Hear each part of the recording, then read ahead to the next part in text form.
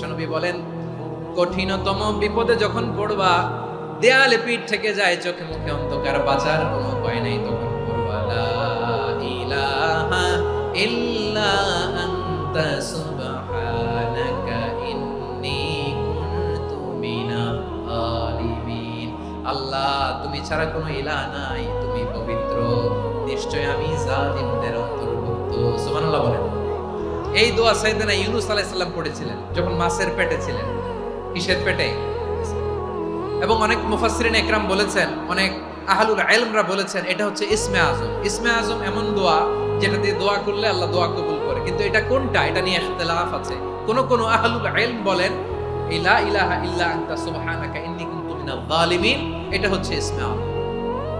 সাইয়েদনা ইউনূস আলাইহিস সালাম পড়েছেন, আপনারা পড়েননি? তুফান হইলে পড়েন না?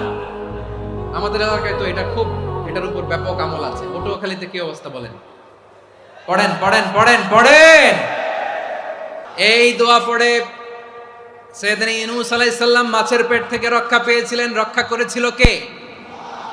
তুমি ইউনূস নবী রে যখন খাইলো মাছেতে গিলিয়া, ফেরেশতা পাঠাইয়া দিলে ইসমে আজম দিয়া, প্রাণে ছিল যাহার ভয় সেথা পাইল আশ্রয়, প্রাণে ছিল যাহার ভয় সেথা পাইল আশ্রয়, মাছের পেট হতে সে যে পেল পরিত্রাণ। আল্লাহু আল্লাহু তুমি জাল্লে জালালুহু, শেষ করা তো যায় না গে তোমার গুণগান। আল্লাহু আল্লাহু, সুবহানাল্লাহ পড়ে।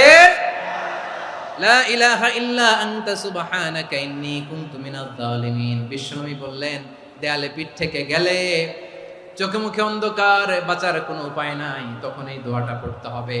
এই দোয়া পড়ে আল্লাহর কাছে ফরিয়াদ করলে বিপদ মুক্ত করবেন কে? কেন এই দোয়াটা আল্লাহর কাছে বড্ড প্রিয় জানেন আমার ভাইয়েরা? কারণ এই দোয়ার মধ্যে তিনটা জিনিস আছে। আমি যেরকম আঙ্গুল উঁচু করেছি, এরকম করেন তো।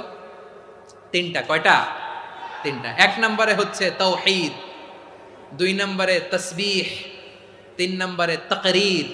আই রিপিট, আবারও বলছি, এক নম্বরে তাওহীদ, দুই নম্বরে তাসবিহ, তিন নম্বরে তাকরীর।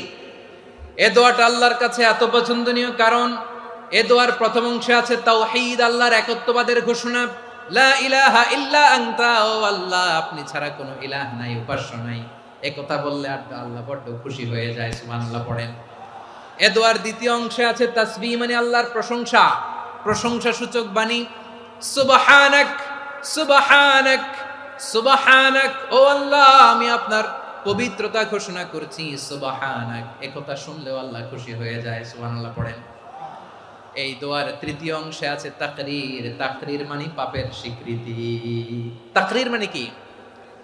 তাকরীর মানে পাপের স্বীকৃতি। এই দোয়ার তৃতীয় অংশে আছে ইন্নী কুনতু মিনাল যালিমিন, ও আল্লাহ আমি জালিমদের অন্তর্ভুক্ত। আল্লাহ আল্লাহ আমি জালেম, আল্লাহ আমি ভুল করেছি, অন্যায় করেছি, আল্লাহ আমি জালেমদের অন্তর্ভুক্ত। এই পাপের স্বীকৃতি, অ্যাকনোলেজমেন্ট আল্লাহ বড্ড পছন্দ করে। যখন আল্লাহর কাছে আপনি ছোট হবেন, ছোট হতে হতে যত ছোট হবেন, ওই দৃশ্যটা দেখতে আল্লাহ বড্ড পছন্দ করে। সুবহানাল্লাহ বলেন।